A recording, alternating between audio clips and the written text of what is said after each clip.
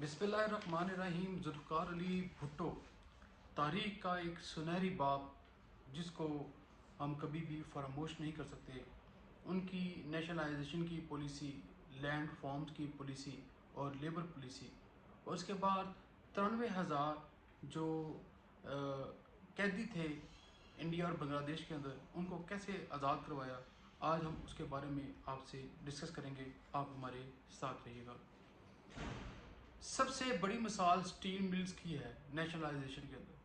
اس کا کیا فائدہ ہوا اور کیا نقصان ہوا؟ کیا یہ پالیسی ٹھیک تھی؟ تو اس کی مثال میں نے آپ کو دی ہے سٹیل ملز کی۔ جیسے ہی بھٹو حکومت نے سوویت اور روس کے تعاون سے قائم کیا تھا، اور یہ ظاہر سرکاری تحویل میں تھی، کچھ دیر تو یہ ادارہ چلا، لیکن چند سال بعد مشکلات کا ایسا شکار ہوا کہ آج ایک یہ سفید ہاتھی ہے۔ وہ اس طرح کے 2021 میں ایک رپورٹ کے مطابق سٹیل ملز نے 15 برس میں ٹیکس پیئرز پر 334 ارب روپے کا بوجھ ڈالا تھا، جبکہ پچھلے 11 برس میں یعنی 2011-10 سے 2021 تک زیرو پروفٹ اس نے کمایا تھا۔ اور ایسی خبریں ہیں کہ حکومت نے اسے بند کرنے کا فیصلہ کیا ہے۔ اسی پالیسی کا دوسرا نقصان یہ ہوا کہ نیشنلائزیشن کے خطرے کی وجہ سے بہت سے سرمایہ داروں نے اپنے بزنس عرب ملکوں، یورپ اور امریکہ وغیرہ میں شفٹ کر لیے۔ نیشنلائزیشن کے بعد پریزیڈنٹ بھٹو نے 10 فروری 1972 کے روز لیبر پالیسی بھی جاری کر دی۔ اس میں قومی ملکیت میں لیے گئے اداروں اور بڑی کمپنیز میں مزدوروں کو 4% کا پارٹنر بنایا گیا تھا۔ مزدوروں کے لیے لیبر کوڈز، سستے گھروں کی اسکیمز، ایک بچے کو میٹرک تک مفت تعلیم، پینشن اور انشورنس کے اعلانات بھی کیے گئے تھے۔ حکومت نے فیکٹری مالکان کو مزدوروں کی تنخواہیں بڑھانے اور انشورنس کی سہولت دینے کا حکم دیا۔ مالکان نے شروع میں اس حکم پر عمل نہیں کیا، لیکن جس پر ان کی اپنے مزدوروں سے لڑائیاں بھی ہوئیں، اور خاص طور پر کراچی میں مزدوروں اور مالکان کے درمیان میں بڑے لیول پر جھڑپیں بھی ہوئیں، اور بعد میں حکومت نے اس مسئلے کو سولو کر دیا۔ نیشنلائزیشن اور لیبر پالیسی کے بعد 1 مارچ 1972 کے روز انہوں نے لینڈ ریفارمز کا اعلان کیا۔ ان ریفارم کا بظاہر مقصد جاگیرداری نظام جو جاگیردارانہ نظام تھا، جو بادشاہت تھی ان کی، اس کو ختم کرنا تھا۔ ان ریفارم کے تحت نہری پانی سے سیراب ہونے والی، یعنی کہ نہری پانی سے سیراب ہونے والی، یہ لفظ یاد رکھیے گا، ایک نہری پانی ہے اور ایک بارانی، یعنی کہ جو آسمان سے ٹپکتا ہے، ایک وہ۔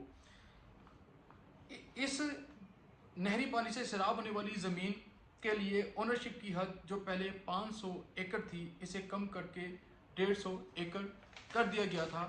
یہ نہری پانی کی میں بات کر رہا ہوں آپ سے۔ جبکہ بارانی یعنی کہ بارانی، بارش سے سیراب ہونے والی زمین کی حد 1000 سے کم کر کے 300 ایکڑ کر دی گئی تھی، اور بعد میں مزید کم کر کے نہری پانی والی زمین کے لیے 100 ایکڑ اور بارش سے سیراب ہونے والی زمین کے لیے 200 ایکڑ کر دی گئی تھی۔ یعنی کہ نہری پانی کی بات کی ہے میں نے اسے، اور بارانی پانی کی بات کی ہے۔ اب بظاہر تو یہ جاگیرداری ختم کرنے کا ایک انقلابی سٹیپ تھا، لیکن اس میں ایک لوپ ہول بھی چھوڑ دیا گیا تھا، اور ایک بہت بڑی خامی رہ گئی تھی۔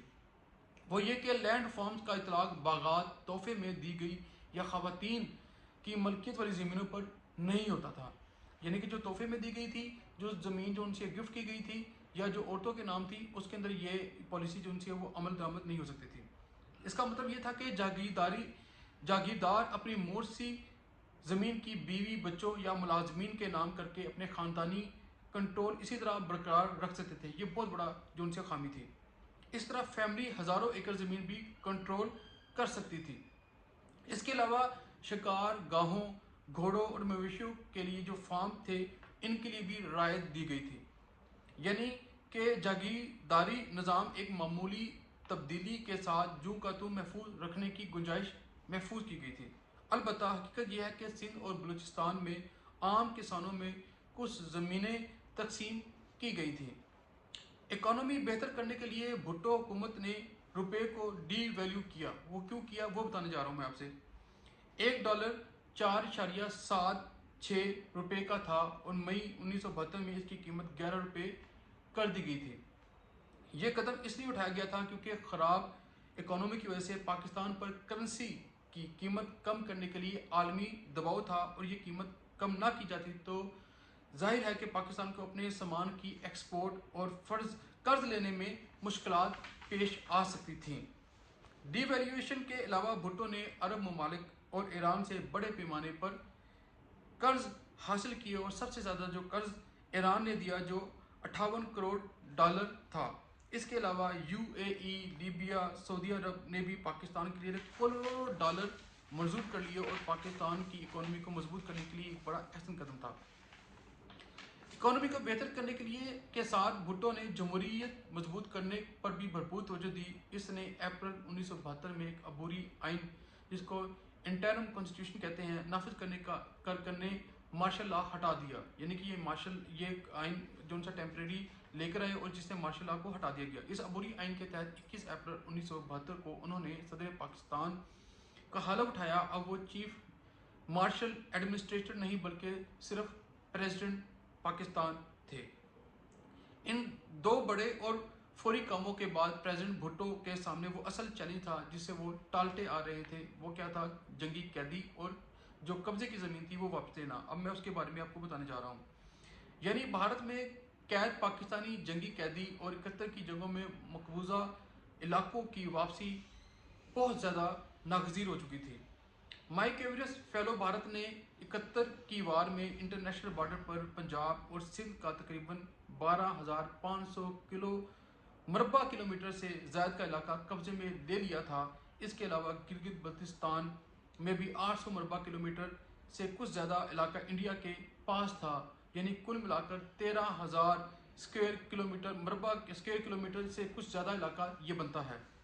اس قبضے کی وجہ سے بارڈر ایریا میں رہنے والے 10 لاکھ سے زائد پاکستانی مختلف علاقوں میں مہاجرین بن چکے تھے. پھر 93,000 پاکستانی جنگی قیدی بھی انڈیا کی رہائی کے انتظار میں تھے. ان قیدیوں میں کم از کم 16,000 لوگ سویلین تھے اور باقی سیکیورٹی اہلکار تھے. اپریل 1972 میں کچھ بھارتی قیدیوں کے بدلے چند زخمی اور بیمار پاکستانی قیدیوں کو بھارت سے رہائی مل گئی تھی لیکن یہ گنتی کے بہت کم لوگ تھے جو رہا ہوئے تھے. قیدیوں کی بڑی تعداد بھارتی جیلوں میں تھی مگر کچھ قیدی بنگلہ دیش میں تھے. دہلی اور ڈھاکہ کی حکومتیں ان پر جنگی جرائم کے مقدمات چلانے کے لیے دھمکیاں دیتی تھی اور ان حکومتوں نے پہلے 1500 پاکستانی فوجیوں کو ان کے مقدمات کے لیے نامزد کیا تھا اور بعد میں اس کی تعداد کم کر کے 195 کر دیا گیا تھا.